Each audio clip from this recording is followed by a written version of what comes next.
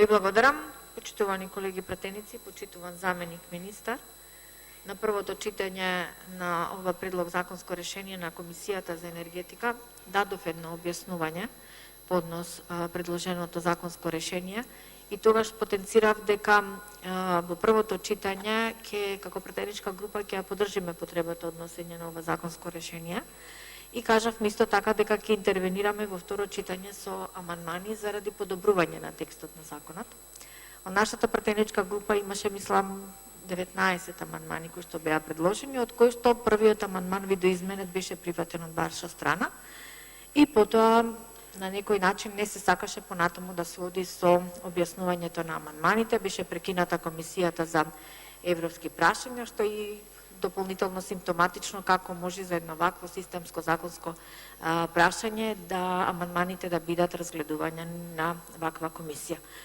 Мене ми е искрено жал што едно вакво клучно законско решение во собранието е донесено без истото да го изоди патот онака како што треба за да се дојде до едно сеопфатно законско решение, но вие не овозможивте да се тоа случи, односно да имаме една јавна расправа на која што ќе можеше да се слушне по широката јавност пред се стручната фела, што е многу важно во едни вакви клучни носења на клучни законски решенија. И верувајте, за вас ќе беше многу полесно, ќе покажете и една широчина, бидејќи вклучувањето на повеќе страни можат само да помогнат во донесувањето на едно чисто, јасно, прецизно, концизно законско решение и тоа секако ќе беше многу полесно во процесот на имплементирањето. Она што беа моите дилеми при првото читање, на кој чинам и заменик министерот прекјутно не даде никакво негативно мислење однос на истите и тоа сметав дека навистина во второто читање ќе се покаже една ширина и ќе бидат прифатени амандманите од страна на опозицијата. Но, она битна како што битна и веќе во второто читање можеме да констатираме, уствари сега, дека она на што се повикува предлагачот, дека во предлог на законот фактички се транспонира одредбите од директивата 212/27 ЕУ за енергетска ефикасност, извинете, и директивата 2010/31 за енергетски карактеристики на зградите, дефинитивно, верувајте, само фарса, бидејќи истите не се соодветно транспонирани. Во тој случај, комотно можеме да констатираме дека пред нас имаме едно хибридно предлог законско решение, кое го носи европското знаменце или поточно го злоупотребува, бидејќи директивите не се транспонирани онака како што треба и тоа доведува ова законско решение да биде нејасно, двосмислено, неразбирливо и ваков закон ќе може да доведе до многу забуни и ќе биде кочница пред се при неговото имплементирање. Да видиме што директивите содржат, а како е тоа транспонирано во ова законско решение. Во делот на поглавието енергетски контроли на зградите, каде е прецизирано што фактички треба да се постигне со енергетската контрола на зградите и е наведено процена и исплатливост на можностите за намалување на потрошувачката на енергијата во зградите, издавање на сертификат за енергетските карактеристики на зградите и утврдување на остварените заштеди како резултат од примената на мерките за подобрување на енергетската ефикасност.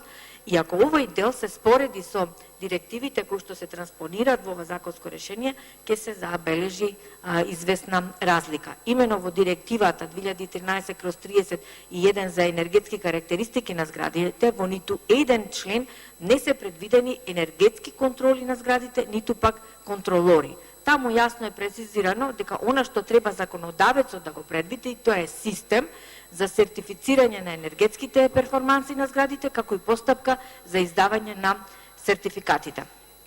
Додека овластени лица се потврдувачи сертификатори кои проверуваат и потврдуваат дали документацијата и изградениот објект е во согласност со барањата за минимални енергетски карактеристики. Додека кај нас, спротивно на директивата во членот 39 се воведува посебен наслов овластени енергетски контролори на згради кои ги спроведува Министерството и издава овластување за енергетски контролори на згради. За разлика од кај нас, во директивата за енергетска ефикасност е дефинирано дека треба да се спроведе енергетска контрола или ревизија и дека тие ревизии ги прават или спроведуваат квалификувани, акредитирани експерти, како во зградите, така и во индустријските процеси. Додека во директивата е направена јасна дистинкција меѓу сертифицирање и енергетска контрола, кај нас, за жал, во законот тоа не е направено и затоа законот е и гломазен, и нејаснен, и неразбирлив и ќе предизвика сериозни забуни при неговата имплементација. Предлог на законот е фокусиран повеќе на енергетската ефикасност на зградите, а е недоволно дефиниран во делот на индустријата и во делот на транспортот. Ова кажува дека му фали, на вистина, му фалеше една стручна дебата низ која што требаше да изоди и, за жал, која што од ваша страна не беше возможена. Во законот исто така нема категоризација на објектите, така да на исто ниво е ставен и стамбен објект од 50 метри квадратни и на електрична централа, например, со моќност, да речеме, од 1000 мегавати. И замислете кој абсурд, инженер со 180 кредити според Европскиот кредит трансфер систем може да врши контрола и на стамбениот објект и да речеме на овај централа од 1000 мегавати. Ова е незамисливо на вистина и не знам како тоа едноставно ќе се оствари. Ова говори колку напамет си е напишано ова законско решение од ваши познати причини, ниту пак директивите на кои што се повикувате сте ги транспонирале онака како што треба да се транспонираат, едноставно вие сте си ги прераскажале со ваши зборови, односно како вас ви одговарат. Таква транспонирање имате направено на овие две директиви. Само еден пример на небулоза, колку вие и не сте баш спремни за да го примените ова законско решение или донесовте законско решение ради реда колку да го имаме. А како тоа ќе се рефлектира во јавноста? Еве вака на ваков начин. Да видиме каква е вашата спремност еве во делот на подобрувањето на енергетската ефикасност во јавниот сектор. И точно во член 10 став 5 кажувате дека Министерството во соработка со служба за општи заеднички работи при владата подготвува предлог план за реконструкција на згради кои ги користат лицата од јавниот сектор на државно ниво, кој на годишно ниво опфаќа реконструкција на најмалку 1% од вкупната корисна површина. Вие имате 1%, додека во директивите е ставено 3% од вкупната корисна површина на објектот, кој што треба на годишно ниво да се направи реконструкција. Што ќе постигнете со ваквото законско решение што сте го направиле? Тоа кажува дека за период од 100 години вие ќе успеете да ги реконструирате или да ги направите енергетски ефикасни зградите од јавниот сектор. Каде е вашето друго лицемерие и каде доаѓа до израз во законското решение? Во член 13 став 1 и 2, точно во делот на јавните набавки во јавниот сектор, и овде е местото каде што ќе можете да си правите маневри, на штета се разбира на она што треба да се постигне. Поголема енергетска ефикасност, но меѓутоа тоа ќе биде во наводници. И вие со овие два става ја обезвреднувате буквално целокупната стратегија за енергетска ефикасност со постапките за јавни набавки кои што ги предлагате во јавниот сектор. Ако се бара најниската прифатлива цена на класа на енергетска ефикасност, онака како што е напишано, тогаш таа ќе биде и така понудена од страна на понудувачите, бидејќи ви е сосема јасно дека поголемата ефикасност ќе треба и ќе има и поголема набавна вредност. Требаше да понудите обврска и да прецизирате дека изборот на понуда ќе се врши согласно системот на економски најповолна понуда, но обврзувачки треба да ставевте облигација дека би било да во евалуацијата да се понуди или да се стави на бодирање, да се стави цена на понуди секако класа на енергетска ефикасност. Понудата би ја добил тој што ќе добие најповеќе поени како збир од поените и од цената, но и она што е најважно во целиот случај и поени од енергетската ефикасност која што ќе ја понуди понудувачот. Има и уште други неболозни работи во законското решение. Еве ќе набројам уште неколку.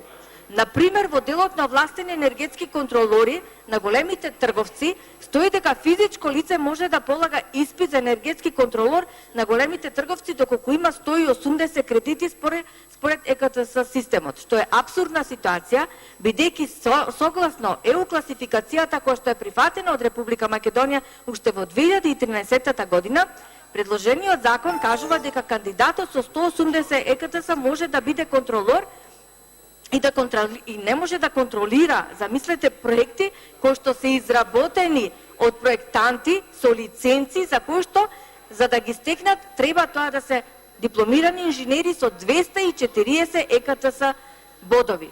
Значи на нив треба да им се прави контрола од некој кој што има 3 години образование. Па ве молам, од вакви небулози и вакви недоречености и вакви не знам како да кажам, само од раков изврлени законски решенија, колку да се каже дека нешто сте направиле во делот на енергетската ефикасност, а која што ќе доведе до сериозни реперкусии при имплементирањето на истото, ве молам, не требаше ниту да дозволите да влезе во собрание.